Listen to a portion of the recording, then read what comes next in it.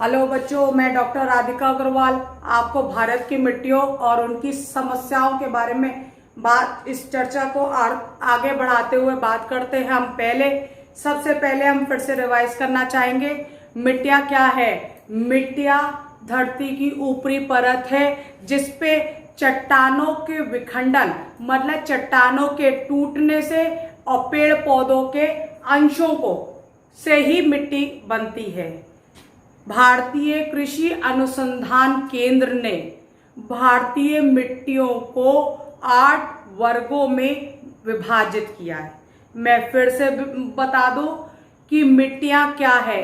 मिट्टियां चट्टानों के विखंडन और वनस्पति के गलने सड़ने से उत्पन्न होती है।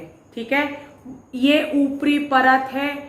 भारतीय कृषि अनुसंधान केंद्र ने भारतीय मिट्टियों को 8 वर्गों में बांटा है। सबसे पहले हमने जालौर मिट्टी के बारे में बात की थी, जो कि भारत की कुल भौगोलिक मिट्टियों में 28% है। उसके बाद हमने लैटराइट मिट्टी के बारे में भी बात की थी और आपके काली मिट्टी के बारे में जो कि 28% है।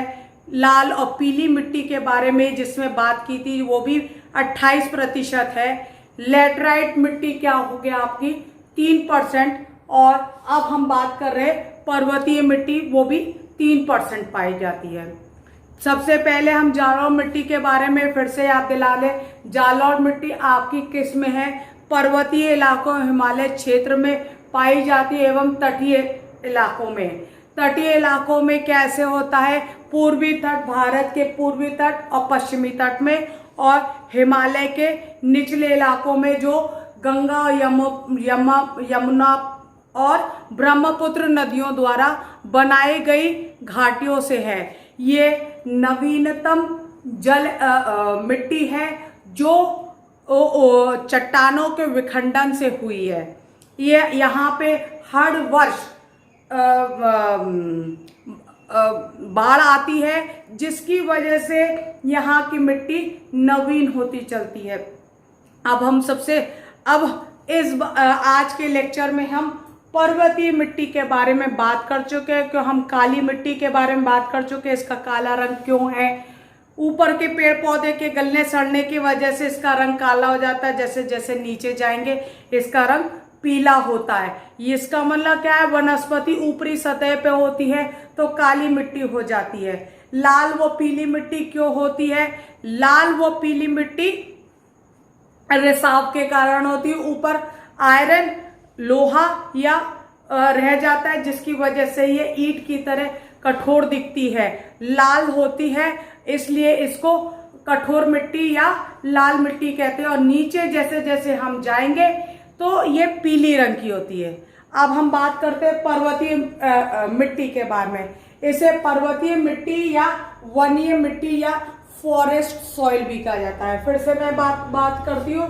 पर्वतीय मिट्टी को वनीय मिट्टी या फॉरेस्ट सॉइल भी कहा जाता है। क्यों? क्योंकि ये वन के क्षेत्र में पाई जाती है। इसका विस्तार, इसका क्षेत्रफल लगभग 3 लाख वर्ग किलोमीटर के क्षेत्र में है। मैं फिर से एक बार रिपीट कर देती हूँ। भारत के भौगोलिक मिट्टियों के क्षेत्रफल का 3 लाख वर्ग किलोमीटर में पर्वतीय मिट्टियां पाई जाती हैं या वनीय मिट्टी। ठीक है, पर्वतीय ढालों पर बनने के कारण इस परत पतली होती है। जैसे मैंने आपको बता दिया, ये पर्वतीय मिट्टी है या वनीय मिट्टी है तो पर्वतों पे लेके बनती है। देखिए ऐसे करके पर्वतों पे लेके बनती है। ये क्या होगा? ये बहुत पतली होती है। क्यों? ऊपर से ढाल से यहाँ पे अपर्दन होता रहता है तो यहाँ की मिट्टी बहुत पतली होती है। इसमें जीवाश्म की अधिकता होती है। पतली होने के कारण यहाँ पे जीवाश्म अधिक होते हैं। पर्वतीय ढालों पर स्थित होने के कारण यह मिट्टी बागाती फसलों के लिए उपयुक्त है। बागाती फसली मतलब सीढ़ी नुमा जो फसलें होती हैं, क्यों? क्योंकि यहाँ पानी नहीं टिकता है। बागाती पर्वतीय इलाकों में होती है, जहां पे आपके चाय, मसाले, फलों की खेती होती है। आपने देखा है असम की तरफ, दार्जिलिंग की तरफ, यहाँ क्या है, यहाँ पे ये बागाती मिट्टी है, ठीक है ना, बागाती फसल होती है। क्यों? क्योंकि वनीय क्षेत्र, वनीय मिट्टी है जो कि पर्वतीय इलाकों में पाई जाती है। जनजातियों द्वारा पहले ये झूम की कृषि की जाती है। अब मैं पहले आपको झूम की कृषि के बारे में बता दूं। झूम कृषि वो होती है जहां पे पहले जनजाति के लोग एक जगह पे कृषि करते थे, फिर दूसरे सीजन में दूसरी जगह पे जाके कृषि कर लेते थे। इस तरह से उस मिट्टी की उर्वरकता बरकरार रहती थी, अपने आप सेल्फ फर्टिलाइजेशन होता है, सेल्फ का कहते हैं वो हो जाता है, ठीक है। भारत में क्या इस मिट्टी में क्या क्या उगाया जाता है? इस पर्वतीय मिट्टी या वनीय मिट्टी जिसको कहते हैं, या फॉरेस्ट सॉइल कहते हैं जिसे, वहां पे चाय, कहवा, मसाले और फलों की कृषि की जाती है। मैंने आपको बताया ये सीढ़ी नुमा कृषि है। यहाँ पे चाय के बागान होते हैं, यहाँ पे पानी टिकता नहीं है, सीढ़ी नुमा फसल की जाती। क्यों? क्योंकि ये पर्वतीय इलाकों में पाई जाती है, पतली होती है ये मिट्टी की परत, और यहाँ पे जीवाश्म अधिक पाए जाते हैं। यह मिट्टी हिमालय क्षेत्र, उत्तर पूर्व भारत के पहाड़ी, उत्तर पूर्व मतलब आपके ये जो उत्तरांचल, वो सात आपके जो सिस्टर्स हो गई, कौन कौन सी, हिमाचल, अरुणाचल प्रदेश, मिजोरम, मणिपुर, ये वाला इलाका है जहां पे उत्तर पश्चिम भारत के पहाड़ी इलाकों में पाई जाती है। पूर्वी घाट, पूर्वी घाट कौन सा हो गया? इधर वाला। मैं डायग्राम के थ्रू आपको समझा देती हूं।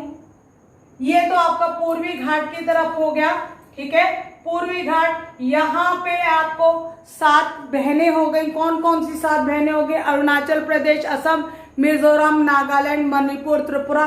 यहाँ पे भी ये बागाती कृषि की जाती है, वनीय कृषि की जाती है। और ये पूर्वी तट पे एवं प्रायद्वीपी भागों के पहाड़ी भाग में, प्रायद्वीप कौन सा हो गए आपके? बंगाल की खाड़ी में हो गया अंडमान और निकोबार, और अरब खाड़ी में हो गया आपके लक्षद्वीप समूह, ठीक है। यहाँ पे ये बागाती कृषि की जाती है, वो भी किस पे?